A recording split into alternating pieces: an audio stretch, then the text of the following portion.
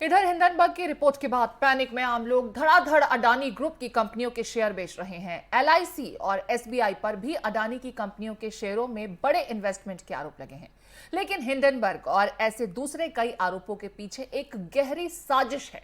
इस पूरी साजिश को समझा रहे हैं एनालिस्ट मेजर सुरेंद्र पुनिया। इस इंटरव्यू को बेहद ध्यान से देखिए, आपको दाल में काला खुद ब खुद नजर आने लगेगा। नमस्कार, आपके साथ मैं अदिति त्यागी हूं। हिंडनबर्ग रिसर्च की अडानी ग्रुप के खिलाफ रिपोर्ट के बाद से ही लगातार आप देख रहे हैं सियासी भूचाल आया हुआ है और सीधा अडानी ग्रुप के जो शेयर्स हैं उस पर इसके असर को महसूस किया जा रहा है। अडानी ग्रुप को एक बड़ा नुकसान यहां पर हुआ है, लेकिन ये जो सियासी भूचाल है ये तब है जब तक कोई आरोप अभी तक साबित नहीं हो पाया है। हमारे साथ इस वक्त मेजर सुरेंद्र पुनिया हैं। बहुत बहुत स्वागत है मेजर पुनिया। सबसे पहले तो जो रिपोर्ट है हिंडनबर्ग रिसर्च की, और जैसा कि मैंने कहा इनमें से कोई भी आरोप कहीं भी अभी तक साबित नहीं हुआ। सबसे पहले तो आपका कमेंट।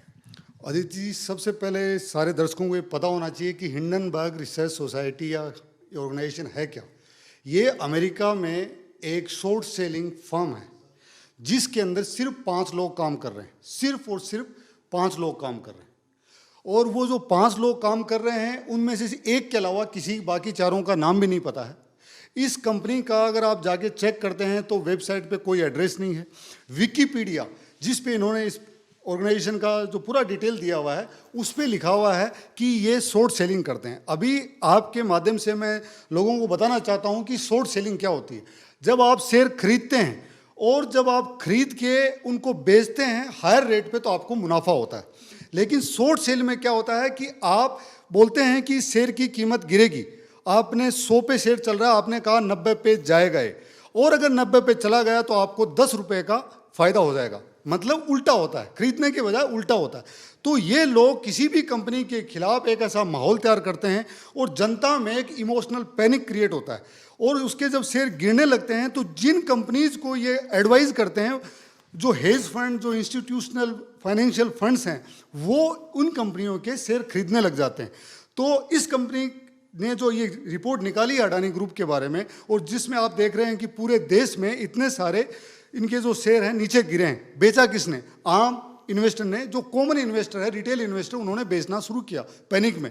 तो इनके जो ये एडवाइज़र हैं उन लोगों ने ये शेयर सारे खरीदे हैं। इसका मतलब है कि ये रिपोर्ट अडानी ग्रुप के खिलाफ न होके इस भारत देश की अर्थव्यवस्था, कॉमन इन्वेस्टर, भारत देश की सरकार और जिस ढंग से भारत की इकोनॉमी आगे बढ़ रही है इसको पीछे करने में अमेरिका, चाइना और पूरे यूरोप का जो गैंग है उसका हाथ है। इसके अलावा मैं आपको एक जानकारी और देना चाहूँगा कि हिंडनबर्ग की जो ये रिसर्च फर्म है इसको जो हेड कर रहे हैं वो और बीबीसी के जो इस समय हेड हैं जिन्होंने प्राइम मिनिस्टर मोदी पे एक डॉक्यूमेंट्री निकाली है, इन दोनों लोगों ने लगभग 8 से 10 साल एक साथ काम किया।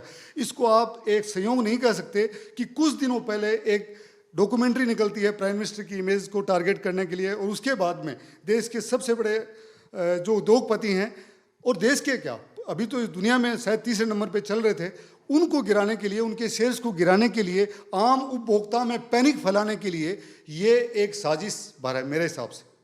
आप इसे साजिश बता रहे हैं। शॉर्टिंग को भी आपने बहुत डिटेल में डिस्क्राइब किया और यहाँ पर जो दर्शक हमें देख रहे हैं उन्हें भी समझना होगा कि बाजार जो है वो सेंटीमेंट पर चलता है और जैसे ये नेगेटिव रिपोर्ट आई जाहिर तौर पर वो सेंटीमेंट जो था वो नेगेटिव हुआ और वो एक तरह का पैनिक भी ट्रिगर किया उसने।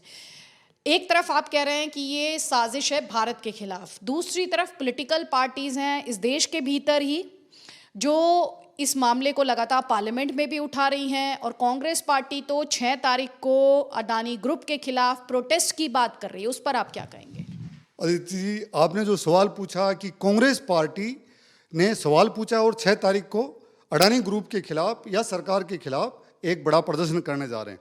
अब मैं आपको तथ्यों पे बात करते हैं कि अडानी ग्रुप, इनका कहना है कि नरेंद्र मोदी जी के खास हैं, लेकिन मैं आपको कुछ डाटा देना चाहता हूं और पूरे देश को पता होना चाहिए कि कांग्रेस किसके खिलाफ आंदोलन कर रही है।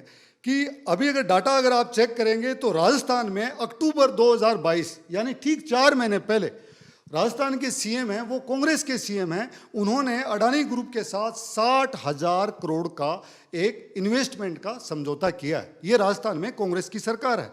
दूसरा, छत्तीसगढ़ के अंदर खनन का जो कार्यक्रम चल रहा है, उसके अंदर भी अडानी ग्रुप के साथ कांग्रेस की सरकार ने किया हुआ है। देश के अंदर जो लेफ्ट की गवर्नमेंट है, केरला के अंदर, वहाँ भी अडानी का इन्वेस्टमेंट है। चौथा, ममता बनर्जी जो हैं, उनकी जो सरकार है, कुछ दिन पहले ही ममता दीदी ने उनके साथ एक इन्वेस्टमेंट पे साइन किए हैं। उन्हीं की सांसद महुआ मोत्रा पार्लियामेंट में कुछ बोलती हैं। तो हम ये चाहते हैं कि जब ये आंदोलन करें तो अशोक गहलोत जी, इनके जो मुख्यमंत्री हैं, लेफ्ट के जो सीएम हैं, और ममता बनर्जी भी उस आंदोलन में शामिल हों, ताकि मालूम तो चले कि सत्यता क्या है। जनता को गुमराह करना बहुत आसान होता है, कम से कम इनको बताना चाहिए। 22 राज्यों में, देश के 22 राज्यों में, और आपको पता होना चाहिए सिर्फ इस देश में ही नहीं, श्रीलंका के अंदर जो पोर्ट जिस पे चाइना ने कब्जा किया था, उसको अडानी ग्रुप ने खरीदा है। और इजराइल तो एक बहुत मजबूत देश है, और वहाँ तो पॉलिटिकल ट्रांसपेरेंसी एक अव्वल दर्जे की, हिंदुस्तान से भी ज़्यादा है। जब वहाँ का जो पोर्ट है, वहाँ के प्रधानमंत्री नेतन्याहू ने उस पोर्ट की चाबी अडानी ग्रुप को दी है, तो कुछ सोच समझ के दिया होगा। किसी भी चोर को कोई ऐसी चाबी नहीं देगा। तो ये अडानी ग्रुप के खिलाफ और नरेंद्र मोदी सरकार को गिराने या उनको बदनाम करने की सिर्फ साजिश पर है। अदरवाइज अशोक गहलोत जी, भूपेश बघेल जी, लेफ्ट के जो केरला के सीएम है वो, और ममता बनर्जी, सबको आंदोलन में आना चाहिए। ठीक, अब सवाल ये भी है कि रॉबर्ट वाड्रा, वो भी अडानी जी से पहले मिले थे, तो क्या राहुल गांधी का ये मानना है कि रॉबर्ट वाड्रा भी चोर है? उनको इस सवाल का भी जवाब देना चाहिए। ठीक, लेकिन यहाँ पर जो कांग्रेस पार्टी एक और आरोप लगा रही है, वो कह रही है कि एसबीआई और एलआईसी का जो सारा पैसा है वो अडानी ग्रुप को दे दिया गया है। इस आरोप पर आप क्या कहें? अदिति, देखिए कि एलआईसी है, एलआईसी में भारत की आम जनता का इन्वेस्टमेंट का पैसा है। और एलआईसी कैसे पैसे बनाता है कि जितनी कंपनियां हैं उनमें वो अपनी रिसर्च के बाद में पैसा इन्वेस्ट करते हैं। तो ये जो लोग बोल रहे हैं कि एलआईसी को सारा पैसा दे दिया है, एसबीआई को पैसा दे दिया, तो मैं ये डाटा आपको stock exchange, national stock exchange, Bombay stock exchange, BSE, SEBI, सब के अंदर आम जनता को मिल जाएगा। वही मैं आपको बता रहा हूँ। एलआईसी के अंदर अडानी ग्रुप का 36,474 करोड़ रुपया इन्वेस्टेड है। 36,774 करोड़ रुपया इन्वेस्टेड है। और जो एलआईसी का टोटल पैसा जो देश की बाकी कंपनियों में और अलग अलग शेयर में, म्यूचुअल फंड या डेट में जो इन्वेस्टेड है, वो है 41,66,000 करोड़। यानी टोटल उसका 1% से कम अडानी ग्रुप के अंदर इन्वेस्टेड है। यानी 100 रुपया अगर एलआईसी ने दुनिया भारत के बाकी कंपनियों में लगा रखा है, तो 1% से भी कम पैसा अडानी ग्रुप में लगा रखा है। एक बात तो इसका मतलब सारा पैसा तो नहीं दिया, इसका मतलब एक झूठ तो साबित हो गया। दूसरा, कह रहे हैं कि पैसा डूब गया जनता का। एलआईसी ने जनता के पैसे से 30,127 करोड़ के अडानी ग्रुप के शेयर खरीदे, जिनकी आज के दिन जब इतना शेयर गिर चुका है, अडानी का इतना शेयर गिर चुका है इस रिपोर्ट के बाद में, उसके बावजूद भी आज के दिन उसकी कीमत है 56,142 करोड़। यानी एलआईसी तो आज भी कम से कम 26-27 हज़ार करोड़ रुपए फायदे में है। सेम चीज़ एसबीआई का है। एसबीआई का भी जो इन्वेस्टमेंट है अडानी ग्रुप में, वो 1% से कम है। तो ये बिल्कुल सरासर झूठ है। जनता में पैनिक फैलाया जा रहा है। आम इन्वेस्टर का नुकसान हो रहा है, बड़े लोगों का नुकसान नहीं हो रहा है। जो कॉमन शेयर होल्डर है, जो रिटेल, आप मेरे जैसे जो लोग हैं, व्यवसायी हैं, मिडिल क्लास है, उनका नुकसान हो रहा है। ये लोगों का नुकसान नहीं होगा।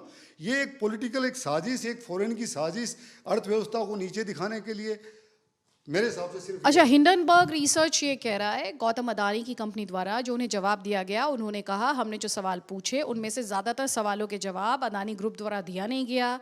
उन्होंने ये भी कहा हिंडनबर्ग रिसर्च ने कि नेशनलिज्म का चोला ओढ़कर गौतम अडानी जो हैं उन पर लगने वाले आरोपों से बच नहीं सकते हैं। और साथ ही उन्होंने ये भी कहा कि हम भारत के खिलाफ नहीं हैं, भारत एक वाइब्रेंट डेमोक्रेसी है और सुपर पावर बनने की तरफ बढ़ रहा है। देखिए, हिंडनबर्ग को जब जवाब दिए गए तो पहला सवाल उनका था कि 24 घंटे क्यों लिया गया जवाब देने में। जो अडानी ग्रुप ने जो रिप्लाई किया वो लगभग 470-80 पेज की एक रिपोर्ट है। तो इतनी बड़ी रिपोर्ट को शायद अगर हम किसी को क्लर्क को भी अगर बैठाएंगे टाइप करने में, तो शायद 8-10 घंटे तो कम से कम लगेंगे। और जब फाइनेंशियल ट्रांजैक्शन की बात हो रही है, इन्वेस्टमेंट की फिगर्स की बात हो रही है, तो उनकी सत्यता जांच की तो रिपोर्ट दी जाएगी। जो उन्होंने 88 सवाल पूछे थे अडानी ग्रुप से, उनके से अंदर से 65 सवालों का जवाब तो पहले ही ऑलरेडी सेबी और इनकी कंपनी की वेबसाइट पे सब जगह लिस्टेड था।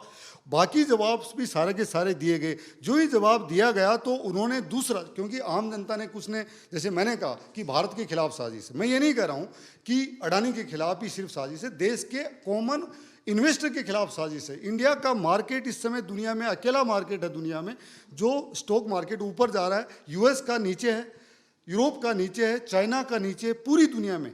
और भारत को रुपए के बदले रशिया तेल दे रहा है। जो यूएस की जो मोनोपोली थी कि डॉलर में ही तेल का लेन देन होगा, वो बंद हो गया है। ऊपर से इजराइल के साथ भारत को जब हाइपा पोर्ट मिल गया है तो इसके बाद में पूरी दुनिया एक साथ इकट्ठी हो चुकी है। ये नेशनलिज्म का कुछ नहीं है, बट इतना जरूर कहूँगा कि ये भारत की अर्थव्यवस्था को पीछे धकेलने का एक साजिश है। नरेंद्र मोदी की जो इमेज है उसको गिराने का एक तरीका है। और ये सारी की सारी जो घटनाएं हैं ये कोई संयोग नहीं है, एक के बाद एक ये सब कुछ हो रहा है। और अभी और बता रहा हूँ, आप देखिए आने वाले 2024 के चुनाव से पहले ऐसी इतनी सारी रिपोर्ट आएंगी हर 1.5-2 महीने बाद में, जिसमें लेफ्टिस्ट, अर्बन नक्सल्स या जो कांग्रेस के जैसे ये लोग आंदोलन कर रहे हैं। और कांग्रेस के लोगों पे क्या भरोसा करना, ये तो राम को नहीं मानते। इन्होंने कहा कि राम काल्पनिक है, तो इनकी बातों पे मेरे हिसाब से आम जनता को भरोसा नहीं करना चाहिए। आप सेबी पे जाइए, आप रिजर्व बैंक ऑफ इंडिया है उसने क्या कहा उस पे जाइए, और तो जैसे मैंने फिगर बताया आप जाइए। आज भी LIC फायदे में है, 1% से कम इन्वेस्टमेंट है।